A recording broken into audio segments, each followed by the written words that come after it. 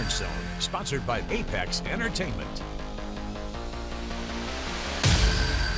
What's up, everyone? Welcome into the Orange Zone podcast. That's Ashley Wenskoski. I'm Samantha Croston. Thanks so much for joining us. We are doing a little defensive preview today. We are less than 20 days away from the first Syracuse football game against Tennessee in Atlanta. It is exciting times. Just so you know what's coming up, we're going to have a defensive preview this week, some sort of an offensive preview next week, and we are at all times locked in on this quarterback battle. Hello, Ashley. How are we doing? Hello. Fall camp, it fights on, to quote Felicia Leggett-Jack. Yep. Fall camp this week, I've decided in my own brain that this is the dog days. I'm not participating in the camp, but I may as well be by the level of exhaustion that it takes out of me. I am hot. I am dehydrated. But this is the dog days because next week this is me. I'm having a therapy session right now. I'm talking myself through it. Next week is the last week. And then it's game week. And so that means that this week is the dog days. A little more structure for the broadcasters, a little more structure for the players, a little more structure for everybody. Air conditioning. And a little more AC, and we're all looking forward to that. Today we want to talk to you guys just about some of the big names that we think are going to make an impact on defense. And we want to start with the DBs. Can't talk about the DBs without talking about Demetrius Samuel Jr., the two-way player that Syracuse football brought in. He was ranked the number 8 best incoming freshman in FBS, second in the ACC. That's according to ESPN. And he's looking to see the field at the ripe age of 17. I have to say, of everyone who is on the defense, or really I guess you could just say of all the players on Syracuse football, this is one of the players that A, fascinates me the most, and B, I think has the potential to draw national attention to the program. Yeah, Demetrius, he's 17 now. When he got here in the spring, he was actually 16 for a few days, which was really crazy. Devin Grant was during spring football talking about throwing him his 17th birthday, and he was like, where do I throw a 17th birthday party? Oh my God. I haven't been at that in a while. Devin what Grant's do you do? 22. Yes, very young, extremely talented. I mean, I think that obviously, he is so intriguing because he's going to play both sides of the ball. Fran Brown has reiterated that at multiple ventures. We've tried to ask at camp to be like, how much time he's spending with the offense, how much time he's spending with the defense, how's he splitting his time. Everybody's told us it's 50-50, so, as close to 50-50 as it can be. He was a 4-star, I believe, out of high school, and was one of the really big gets for Fran Brown in this recruiting class. And I think he'll be exciting to watch. Obviously, it will be interesting for Syracuse fans to watch that balance between playing both sides of the ball, between seeing how many snaps he actually played. But Fran Brown said during spring ball, he hasn't really reiterated it since, but he said during spring ball, sort of put him up to the challenge of saying that he thinks he could be a starting corner. So, I think he could be a starting corner. He's sort of been running with the ones and the twos. So I think if we didn't see him out there starting at corner, it would be a little bit surprising, which is pretty crazy to say about a kid who's 17 years old. That's pretty amazing. That is truly remarkable. And I think it is worth noting that last year's Heisman winner was a two-way player. Yeah. Just to have a guy like this, even just to have a guy on your roster who is playing on both sides of the ball, I think is just something that draws a lot of interest, which is always a good thing for the Syracuse football program. So very interested to see what this 17-year-old kid can do out on the field. On the way other end of the spectrum, you have a couple seniors who we wanted to talk to you about, Duce Chestnut and Devin Grant. Chestnut, we're just talking about lots of veteran experience. He played with the Orange for 3 seasons and at LSU for 1. 61 total tackles last season, which was a career high. This is somebody who you're looking at as one of the leaders on the team, I think. Yeah, Duce has seen it all at this point. Obviously, he starts at Syracuse, has had one of the best freshman years in the ACC that season, and then heads to LSU and comes on right back home when Fran Brown gets hired. So Duce has seen a few things. I think obviously he's going to really want to come into his own this year. Worth mentioning, of course, you lose the leaders on defense from last season. Marlo Wax, Justin Barron, Cinco are now all in the NFL, or trying to crack NFL rosters, I should say. So you're going to see some guys step up here, and I think Duce is at the top of that list. In terms of the corner room, I think you look at Samuel, you look at a guy like Dion, who saw some time last year, who's now probably going to step up into a starting spot maybe. And you look at the corner room, and it's one of the rooms that I think has the most talent on this team. Obviously, you have Duce as sort of the leader there in the secondary. You have Devin Grant as well. But I think you look talent-wise and leadership-wise, and the corner room is one of the better rooms that I feel good about. I agree, and there's a part of me that actually thinks You could say that about the defense in general here. I think when you look across many of the different positions, besides maybe like linebacker, you're seeing that there's at least a little bit more familiarity across that part of the roster. There are less question marks, I think, when you look position to position at who's going to play, who's going to make an impact, who's going to be your leader. And listen, that's important, you know. I think that for Syracuse this year, we talk so much about the offense because, of course, we're talking about the QB battle. But I actually think when you think about how many games Syracuse football is going to be able to win this season, we probably should be talking about the defense more. Because if we know that there's so many question marks about the offense right now, with a lot of the skill players, with the quarterbacks, you need a defense that can really lock it down and give this offense as many opportunities as possible to stay in a game. Yeah, I think if Syracuse, with the strength of the schedule, is going to eke out 6 wins, 7 wins, is going to make it to a bowl game. The defense, eke's been a big word lately. The defense is going to be a big part of that, right? You saw the offense, namely Kyle McCord, as a one-man show, bail out the defense multiple times last year. I mean, there's the examples that everybody talks about. There's Stanford, there's 4th and 1, there's 4th and 9. We can go on and on. There's shirts. Enough has been made about 4th and 1 and 4th and 9. They're shirts. They're shirts, okay?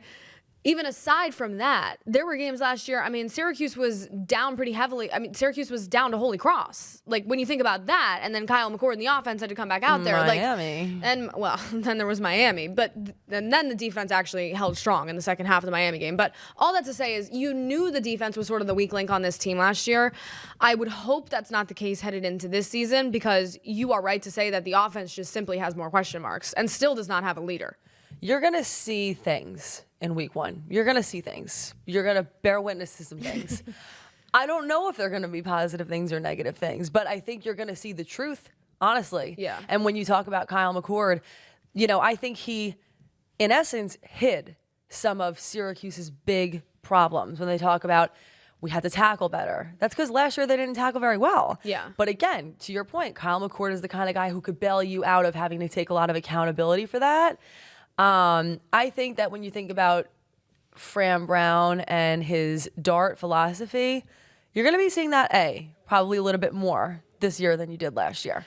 You know? I agree. And I think that, you know, you saw, even in the games that Syracuse did lose last year, I just said Stanford, well, Boston College, you saw Boston College run all over them. They did whatever they want. They ran the ball as many times as they wanted to. Syracuse, and I think the staff knows that. I think Elijah Robinson knows that. I think Rob Wright knows that. I think that, you know, all of these guys know that the first thing out of their mouth in camp has been, we have to tackle better. We have to not allow these guys to get in space and to basically have their way with us. We have to put up a better defensive effort, game in and game out. And they've said some things, you know, that accountability will be taken there. So we'll see. The last thing I'll add, and then we'll move on to other players, I think that we also just need to see more consistent defense. This is not the kind of year where the defense as a unit can turn it on in the second half. No. I really fully believe that with this schedule, with the offense and the players and the talent level that Syracuse football has this year, if you're getting down by like more than 2 touchdowns in a game, you're not really coming back from a lot of these games. Let's be fair, you know? Right. Like you kind of have to be in it the whole time if you're going to eke out 6 wins, but potentially shoot 4 more. You know, you got to be able to stay in it, I think, the whole time. Moving on to linebackers. Wanted to bring up Derek McDonald. This is someone who I have to go on the record and say, to me, could end up ultimately being the quarterback of the defense. I think he is filling a big hole with Justin Barron and Marlo Wax off to the NFL, or trying to crack the NFL rosters, as we've said. In 2024, McDonald appeared in every game with 7 starts at linebacker. And beyond that, when I think about Justin Barron and particularly Marlo Wax, the word leader really does come to mind. I think about guys who were immersed in the community. I think about guys who were vocal in the interviews with the media. I think about guys who you would want to date your daughter. And I think Derek McDonald is that kind of guy. He right now is up for an award that recognizes college football players who exemplify community service, academic excellence, and athletic achievement. And I saw on the Syracuse football webpage that he has logged more than 100 hours of community service with Syracuse City Schools as well as some other places. That's a lot of hours and a lot of time to be pouring into this community on top of your daily responsibilities as a full-time athlete, full-time student. And, you know, just to think about all the different things he's doing, that impressed me to hear. Yeah, Derek's a tremendous guy. He's obviously been here, one of the few few remaining holdouts from the Dino Babers era. He's been here a long time, him and like Dan Villari. And you're right to say that without Marlowe and without Justin Barron, obviously two guys who he was close friends with, he is definitely going to step up. And I think we've already seen him in camp be the bona fide leader of the linebacker room. I think talent-wise, you're definitely looking for him to take that next step on the field. I think that with Marlowe, everybody knew Marlowe was sort of the leader in that area, leader of the linebackers, and then Justin Barron ended up switching over to being more of a linebacker rather than that safety nickel position when Marlowe got hurt, and then stayed there when Marlowe came back, and is now actually sort of fighting for a linebacker spot in the NFL. So I think you're looking for, like we said, Derek to really take that next step talent-wise on the field, and hopefully he will this season, because you'd have to presume that this is going to be his last year. He's a senior. He's been here for a long time. So yeah, I'm excited to see what he brings to the defense. I think, it's worth mentioning that the defense has a lot of these proven guys, Devin Grant, Derek McDonald, Duce Chestnut, like we're saying, but also there's been a lot of transfers to come into this defense that we really think are going to make an impact, specifically a guy you have mentioned here. Yes, linebacker Gary Bryant III, FCS All-American and All-Conference performer at South Dakota, who transferred to Syracuse in the spring. He has appeared in 24 collegiate games with 107 tackles, 2 interceptions, a forced fumble recovery, and 3 pass breakups. This is a guy who I think most media members would agree is going to make an impact. Yeah, Gary Bryant's name has been coming up a lot. I think he's a guy who was looking to take the next step from, South Dakota, like you said. Certainly a big addition to that linebacker room, and we will see what he can bring. But I think that, as a whole, you're looking for this defense to have more of a cohesive identity than they had last season, because last year it sort of just felt like they never had one. Like, for all we're talking about the leadership that Barron and Wax brought, there never felt like there was a real, true identity. And this year, you are looking for that. Another guy in the linebacker room to watch out for. This is your sleeper pick name, although he's not a sleeper pick, because I think he's going to play his way into a starting spot, or at least whatever gray area you want to put there between the 1s and the 2s, share reps. True freshman, his name it's French. Antoine, I think it's Delauzier. It's French, so I think it's Delorier. He's from Canada. They call him Twan, okay? Twan. Number 5. He is huge. He is a large man, and he is only a freshman. I think that he is going to, obviously, any true freshman has some areas, in terms of room to grow on the field and with figuring out the playbook and all that stuff. But I think that he really could be an impact player this year as a freshman. He's big. I love a sleeper pick. Big boy, sleeper pick. Great. We'll keep an eye on him. The other names, just to go through it and kind of round out the list, we're talking about the D-line. One guy who I want to mention, who I think is going to be an important character this year, is my friend, he doesn't know me, but in my mind, he's my friend, Dion Tank Wilson, okay? 6'5", 300 pounds, could even be more than that by now. He's large. You want to talk about a big boy, all right? I have seen him at practice, and like when you just put him next to a media member, it is remarkable. It's like here. It is remarkable. It is crazy. How's the weather up there? No, it's insane. Like, they must just be witnessing and experiencing things that people like us just don't get the chance to. It's crazy. Yeah. But he transferred to Syracuse in January of 2024 after he spent 3 seasons at Arizona and 1 at New Mexico State, 75 tackles. And I mean, beyond that, last year, he just started in all 5 games that he played in, but he got hurt, and it was an injury that sidelined him until the bowl game. So he's someone who you didn't actually get to see all that he was capable of because of an injury. I'm really, really excited to see what a healthy Tank can do.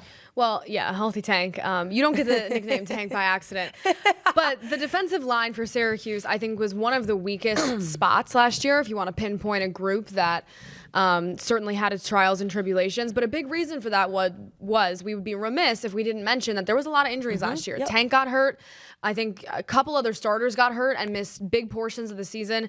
So if you can have a healthy D-line or something resembling a healthy D-line, if you can have Tank out there for the large majority of the season, that is going to make a difference. And in terms of the trenches, they always say that, the longer the lines play together, the better it is, right? If you have a really experienced O-line, that's really valuable to your team. If you have a really experienced D-line, that's really valuable to your team. So SU keeping some guys like Tank is helpful moving forward. I want to talk about an area that I'm concerned about in terms of the defense, and it's not going to be unique. If you're listening to this and you're a Syracuse football fan, you actually probably know what I'm going to say. There's no more Fidel Diggs. And he was their leading edge rusher guy last year on the D-line. The guy that was sort of slotted to, I guess, take his spot, right? Diggs off to the NFL, was King Joseph Edwards. King Joseph Edwards is also no longer with the program, at least at this time. Syracuse, I think, in terms of, rushing the passer as edge rushers is really a little weak in that area this year. And I would say that's probably an area of concern when you look at this defense as a whole, because even with Diggs last year and even with Edwards had like a great Holy Cross game. He had like a few sacks, 3 or 4. Diggs, did his job last year. He had sacks throughout the season, but I wouldn't say he maybe made even as much of an impact as he could have or should have. Without those two guys, the edge rushing situation is looking a little questionable. And that's always something you're trying to do, is pressure the quarterback, right? Get to the football. I guess the guy you might step up and see take that role is David Omapiarla. I can never say his name. Omapiarla. It's David O. Okay, David you all O. know David O. I think most Syracuse fans know If you're David a fan, O. you know David O. He played in the bowl game. He had a pretty significant role. And Dennis Jacques Jr. is also still here. But I would just say the rushing the passer thing it comes to mind in terms of areas that you're looking for growth, but I don't know if we're going to find it. No, that's a really interesting point. I mean, if you had to, kind of put a little summary on what training camp was all about this year, or fall camp, I guess I should say. To me, it's a big question mark. Like, I honestly leave fall camp in some ways with more questions than answers. Yeah. There are definitely a couple of positions here that you just don't know what exactly it is that you're getting, which is why I understand why the betting lines and Syracuse fans are thinking that the number of wins is cooking somewhere around 6. I don't know what I would say my prediction would be yet. I need another week or 2 to sit on that.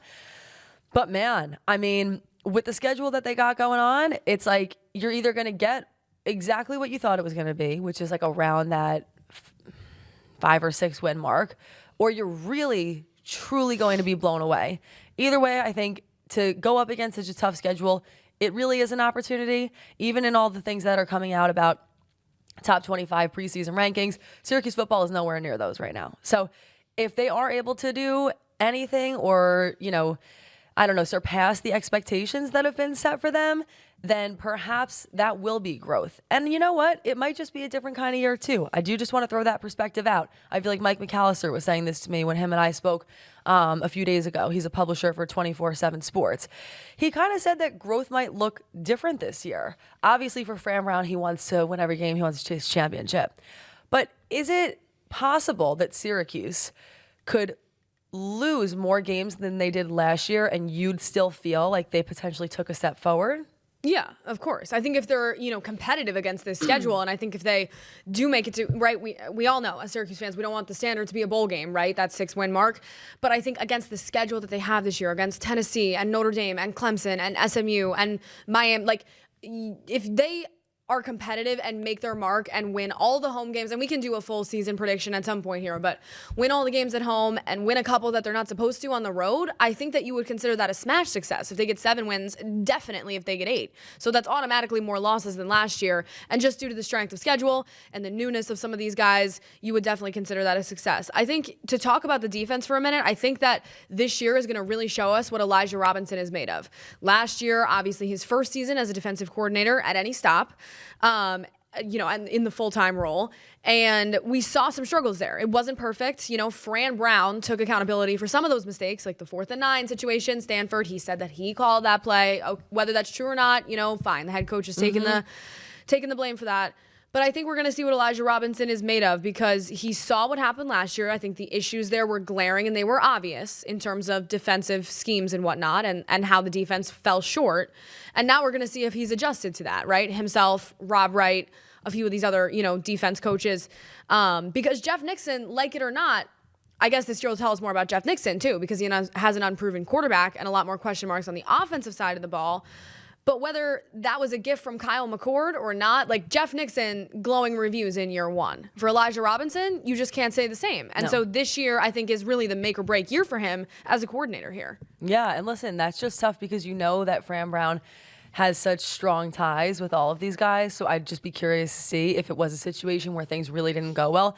Like, are we going to see Fran Brown booting people and other people coming in? I guess that all remains to be seen. But I think the bottom line is the defense is going to have to do a lot this year in order to keep the offense in it.